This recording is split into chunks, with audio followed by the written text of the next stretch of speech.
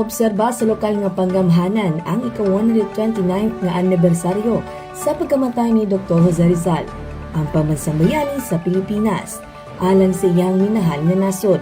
Kini matag tuig nga ginaobserba sa Panabo City, isip paghinumdum sa iyang kabayanihan sa panahon nga gisakop ang Pilipinas sa mga banyagang nasod, lakip na niini ang mga Kastila aron makalingkawas ang mga Pilipino sa ilaha. Tinuig kini nga ginasaulog subay sa Republic Act No. 229 ug sa tuig 1948 nga gideklaraw sa kini nga regular holiday sa Pilipinas. Ipadayag usab ni Executive Secretary Joan Hintalase Lampagos ang mensahe ni City Mayor Jose Lampagos isip iyang representante. Rizal believed that the strength of the nation lies in the character of its citizens.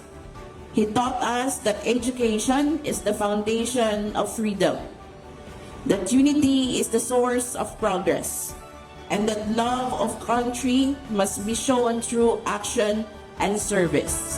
Mitambong usab si City Vice Mayor Honorable Engineer Franklin D. Hintiles, umisaysay sa kahinungdanan sa maong kalihukan.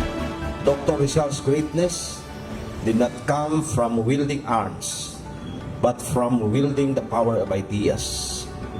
Through his writings, he exposed injustice, challenged oppression, and inspired unity among Filipinos. Nangunang Tourism Cultural Development Office sa pagpasilitar sa kasaulugan. Dugang panini ang pagtambong sa nagkalain-laing departamento sa lokal nga panggamhanan, apil na ang mga nasyonal nga mga ahensya, pribadong sektor, religious group, mga konsihales sa syudad, empleyado ug uban pa.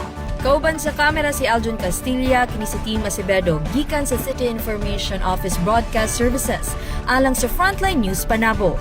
Importante, informed.